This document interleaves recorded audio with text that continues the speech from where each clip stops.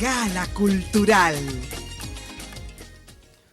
Miren, Eddie Ochoa es un profesor, un artista plástico y gestor cultural. Como dije, ya ha estado antes aquí en este espacio y hoy en particular nosotros queremos descubrir esa parte de Eddie que tiene que ver con el paisajismo, que le lleva a las artes plásticas y por qué en particular al paisaje. Eddie, bienvenido. Muchas gracias. ¿Cómo está todo? Gracias a usted, gracias al programa y gracias a Dominicana. Sí. Eddie, tú eres cubano Cubano.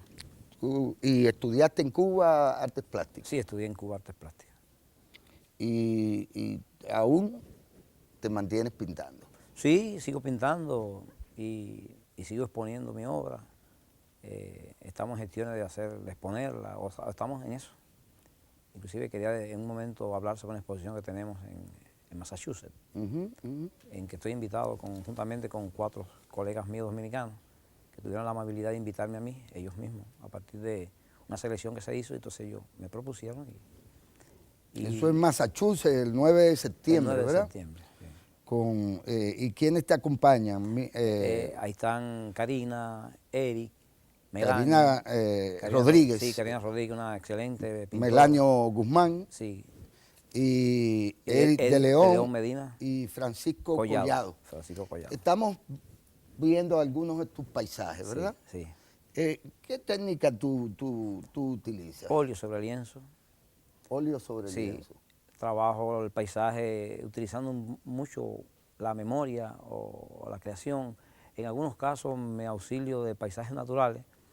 Ahí se están mostrando paisajes dominicanos, inspirados en Jarabacoa, en el Salto de Jimenoa, en las Águilas. Sí, vi a Bahía de las Águilas ahí, ¿verdad? Esa obra fue adquirida recientemente en Estados Unidos, en una exposición que estuve en Tampa. Hay un cierto hiperrealismo. Sí, sí. Por ejemplo, esta es una obra que yo le llamo una obra surrealista, porque es donde la luz tiene un protagonismo. En una ocasión alguien me preguntaba, ¿de dónde viene la luz? Que yo no veo de dónde viene la luz en ese paisaje. Y yo le decía, no, la luz no viene, la luz está ahí. Sí. O sea, es un criterio un poco rompiendo un poco el academicismo que tiene patrones muy definidos, muy rígidos, muy estrictos a la hora de aplicar una obra. Y entonces uno, como artista plástico, como creador, uno rompe un poco con eso y trabaja donde la luz tiene un protagonismo muy importante en la obra, independientemente que también se trabaja lo natural, o sea, hay cierto hiperrealismo. Este es Bahía de las Águilas, es una obra bastante grande, esto es Jarabacoa. O sea que se pinta, esto es Jarabacoa también, estuvo en una exposición en la Galería Juan Julio Boden, que es la galería que me representa aquí, junto con Rolando Leclerc, un promotor muy importante de aquí de Dominicana. Esto es una obra surrealista, esto más bien donde el paisaje, se llama parte del paisaje, pero inspirado en una cascada dominicana. Esto es una... o sea, ¿Cómo se inserta este paisajismo en la tradición pictórica cubana? Sí, Cuba tiene una escuela de paisaje que para mí es muy importante. Es muy importante a partir de, específicamente, podemos hablar de Chartrand, un pintor de origen francés que estuvo en Cuba en las décadas de 1800, a finales de 1800, y él impuso un criterio de un paisaje, pintando los paisajes urbanos. Después se apareció Domingo Ramos, un pintor muy importante que puso en las principales galerías del mundo, y Domingo Ramos impuso un criterio que después fue seguido por otros artistas. Pudiéramos hablar de otros más, no son ellos los únicos. Ahora, ya más recientemente aparece Tomás Sánchez. Tomás Sánchez es un pintor cubano que radica en Miami y Costa Rica, que ganó en un evento internacional con una obra hiperrealista muy interesante. Y esto dio pie a que una serie de pintores cubanos empezaran a tomar, a partir de su criterio, una idea de hacer un paisaje nuevo, un paisaje con un detalle muy significativo. Tomás Sánchez es un detallista excepcional. Invito a las personas que lo busquen y es interesante. Entonces, bueno, a partir de eso hay una escuela de paisaje en Cuba, donde hay muchos paisajistas ahora. Y nosotros, por ejemplo, en el caso mío, vine a Dominicana a promoverlo.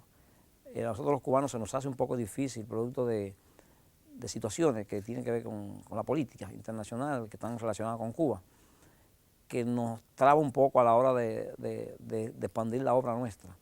Entonces, Dominicana me brindó esa oportunidad, muy amablemente, aquí a través de la Galería Boden y a través de Rolando Leclerc, que me trajo aquí a Dominicana.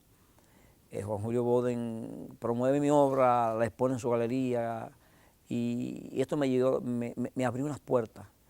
Estas puertas también estuvieron inspiradas en Clyde Hasley, discúlpenme el inglés,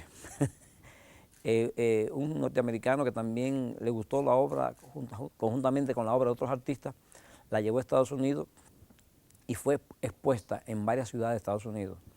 Inclusive la Fundación Carter adquirió una para ellos, ¿no? Es una subasta. Entonces, bueno, esto son puertas abiertas, donde el paisaje para mí es algo tan importante como, no sé, como vivir.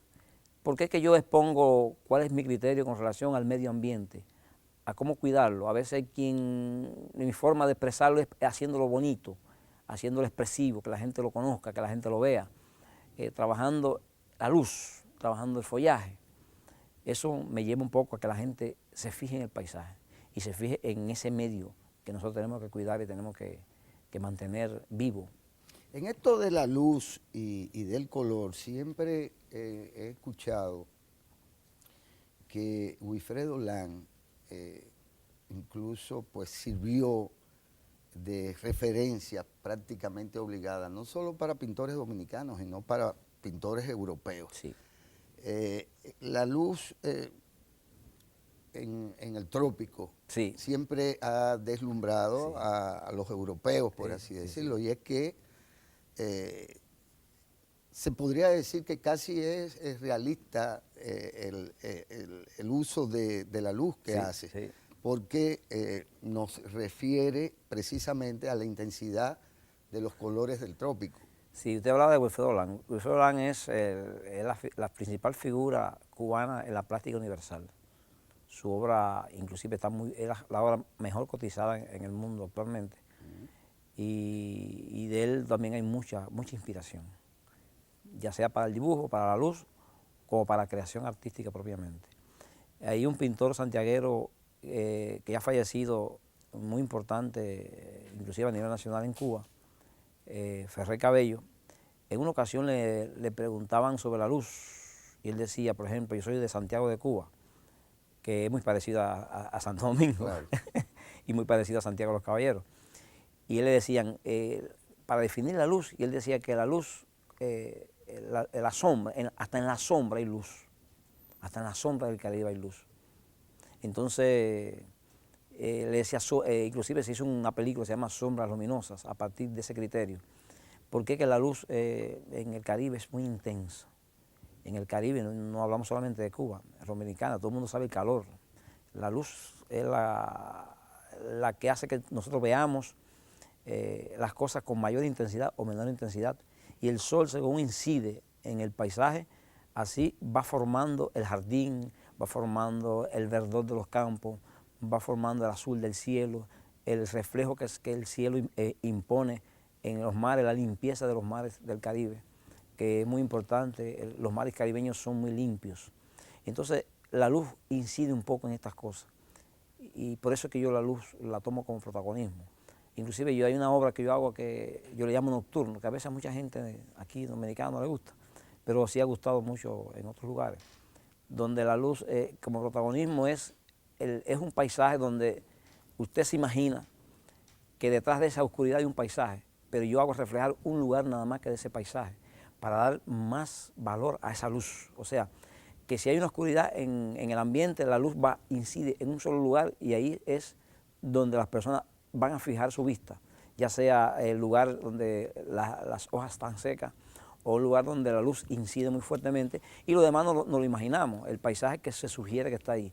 Había una obra ahí que era no sé qué vieron, que pasaba ahí, que era una pequeña cascada, que tenía un fondo donde desde la oscuridad venía un río o una cascada que venía bajando. Y en el primer plano yo le llamo parto del paisaje, como si el paisaje pariera en ese momento. Eddie Ochoa, mira, necesitaríamos mucho tiempo para explayarnos hablando sobre tu obra, magnífica. Me recordaste a Rembrandt, no sé por qué.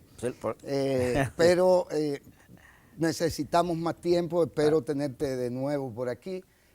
Y a propósito de la luz, fíjate, por ahí viene la libélula dorada. Me gustó mucho cuando me hablaron de ese tema y yo quería conversar con ella porque yo soy compositor también.